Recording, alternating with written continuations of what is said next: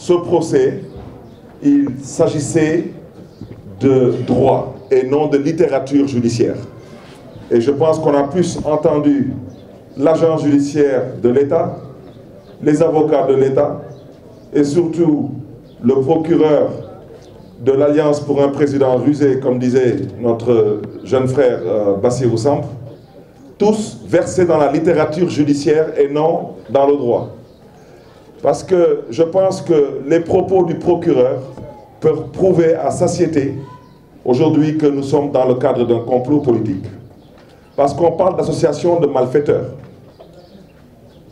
Vous me permettrez tout de même d'attirer votre attention. Pour qu'ils puissent avoir une association de malfaiteurs, ça veut dire que ce qui est reproché à ces malfaiteurs a un début et a une fin. Le début commence avec les percepteurs.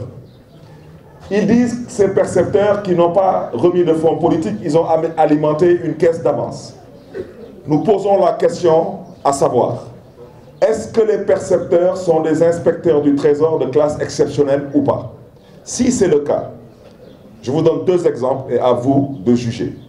Est-ce que vous pensez que pendant plus de 25 ans, un quart de siècle, un inspecteur du Trésor peut payer tous les mois 30 millions en disant que les justificatifs pour lesquels il les a payés, c'était du riz et du mil?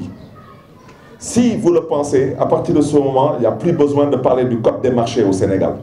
C'est la raison pour laquelle le procureur de la République a insulté l'intelligence du juge Malick Lamotte et il a aussi insulté l'intelligence du tribunal. Parce que 30 millions fois 12 mois, ça fait 360 millions. Ça fait l'objet d'un marché. Il n'y a aucune caisse d'avance qui peut être alimentée pour contourner un marché, parce que ça, c'est aussi insulter l'autorité de régulation des marchés publics. Donc franchement, on aurait souhaité poser le débat de façon pragmatique, de façon objective, de façon constructive et de façon non partisane et non clanique. Nous interpellons l'Union des magistrats du Sénégal. Nous interpellons l'autorité de régulation des marchés publics. Nous interpellons le Forum du justiciable. Mais nous interpellons aussi toute la société civile. Et particulièrement, vous me permettrez de citer des noms. Nous interpellons M. Birahim Seck, qui a eu à beaucoup s'épancher sur les marchés publics. Est-ce qu'on peut faire croire aujourd'hui à l'opinion nationale et internationale, dans un pays comme le nôtre, régi par des lois, des décrets et des arrêtés, qu'on puisse se permettre aujourd'hui, en 2018, de vouloir nous faire croire qu'on a alimenté une caisse d'avance et non des fonds politiques?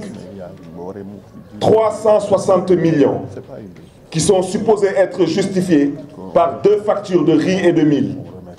Sur une année, ça fait l'objet d'un marché. Donc les inspecteurs du Trésor, que sont M. Bokoum et M. Touré, ont malheureusement été utilisés pour liquider un homme politique. C'est de ça qu'il s'agit.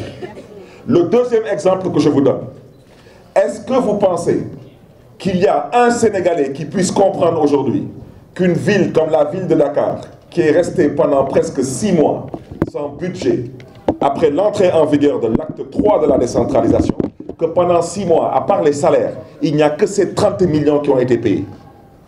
Pendant 6 mois. Aucune autre facture, aucune autre dépense, aucun autre marché n'a été honoré par la perception municipale de Dakar pendant 6 mois, pendant que la ville de Dakar ne disposait pas d'un budget à l'exception des salaires et de cette caisse. C'est parce que ces 30 millions sont utilisés, entre autres, pour faire fonctionner des services d'État. Et le maire de Dakar a eu à indiquer que la ville de Dakar a toujours été le supplétif de l'État du Sénégal.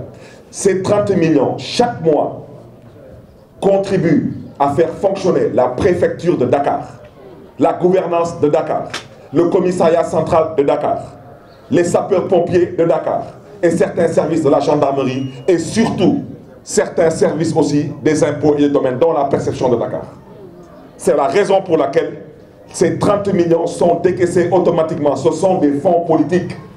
Et aujourd'hui, quand le procureur de la République se permet d'insulter l'intelligence des Sénégalais et de chahuter l'intelligence et l'autorité du tribunal, il y a un problème qui se pose. Donc on aurait souhaité, sur ces deux points, vous inviter, vous de la presse, à le traiter de façon objective. Interpeller, interroger, questionner tous les spécialistes de l'administration, de la fiscalité et des codes des marchés. Ils vous confirmeront si 30 millions tous les mois pour du riz et du mil en justificatif, est-ce que cela fait l'objet d'une DRP ouverte, d'une DRP simple, d'un gré à gré ou d'un marché?